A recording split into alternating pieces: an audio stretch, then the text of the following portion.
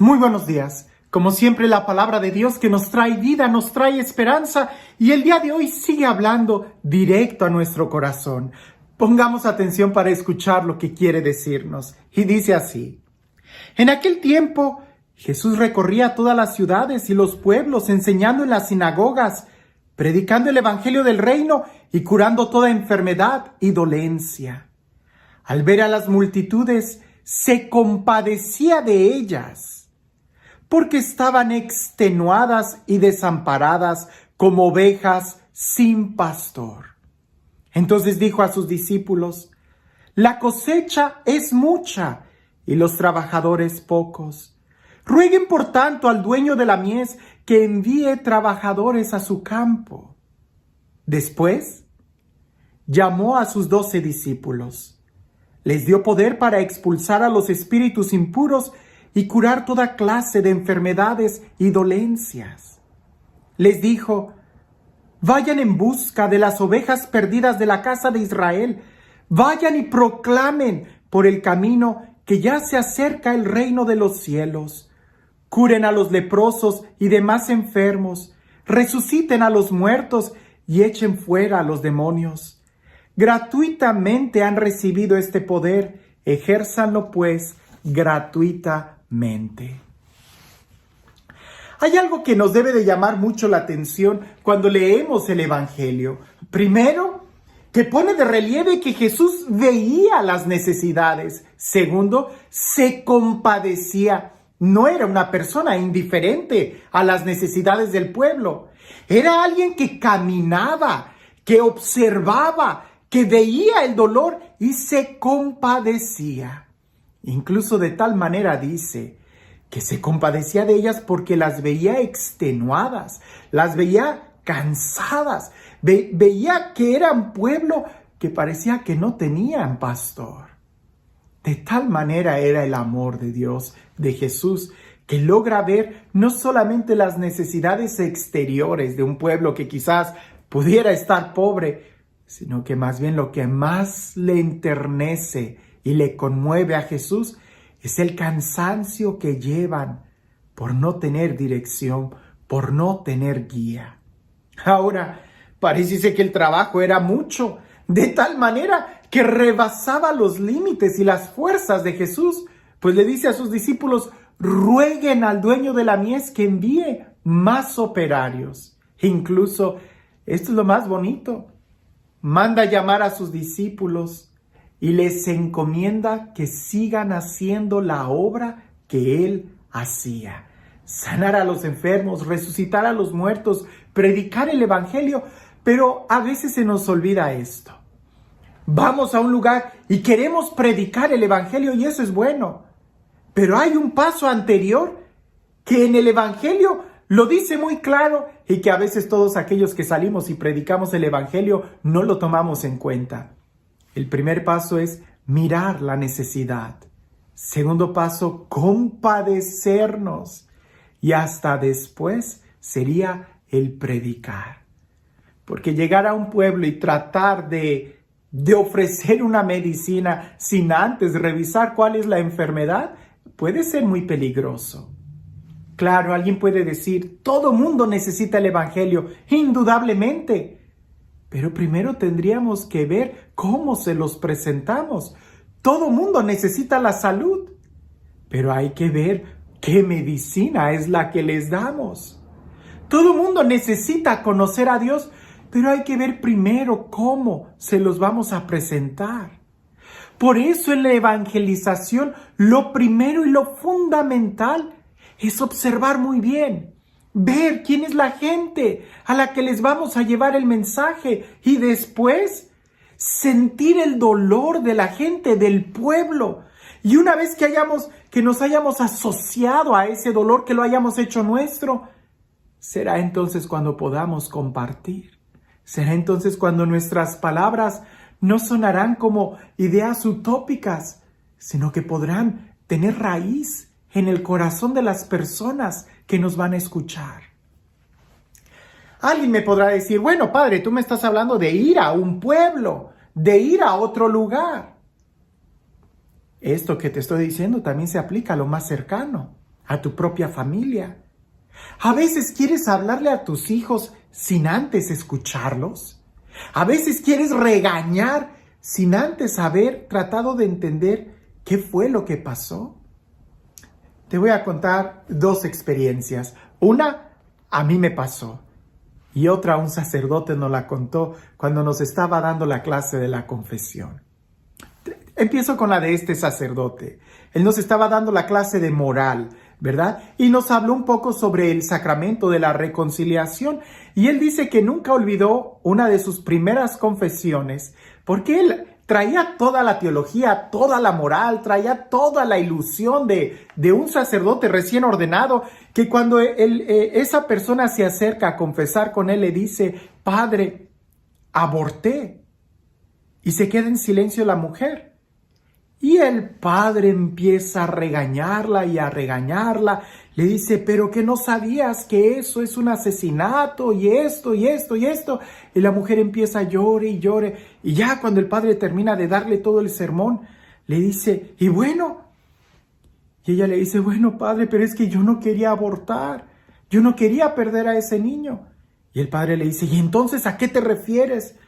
Pues tuve una enfermedad y se complicó todo y yo peleaba por el niño. Yo quería tenerlo, pero se me murió en el vientre y traigo ese dolor adentro en mi interior porque tuve que ir con el doctor y me están pidiendo que me haga un degrado y no sé qué hacer. Y al padre le cambió totalmente la mente y sintió, él describe que le cayó un balde de agua fría y le dice: perdóname, hija, no sabía bien lo que te estabas refiriendo. El niño todavía lo tienes en el vientre. Y la mujer llorando le dice: sí, padre, pero ya me dijeron que se murió, que ya lo aborté y yo todavía quiero seguir con la esperanza de tenerlo y los doctores me dicen que me tengo que hacer un degrado porque no está bajando y todas las complicaciones.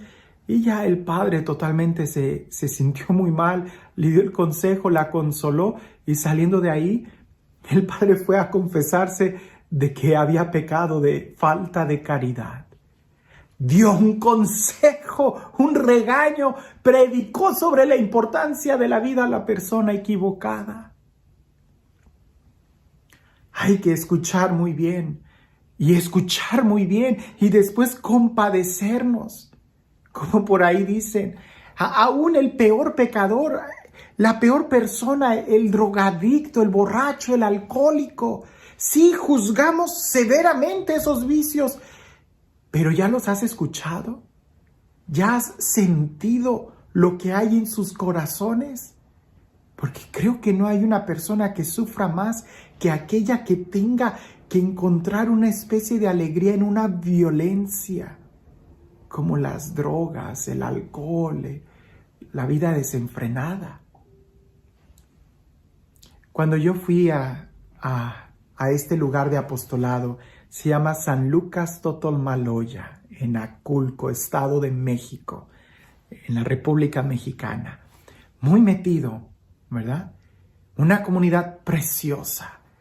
Y cuando yo llegué ahí por primera vez, el párroco muy sabiamente me dice: Everardo, por estas primeras 2 semanas, aunque yo te necesito y necesito que trabajes, es importante que te sientes en la banca y que veas y escuches a la gente sin decirles nada.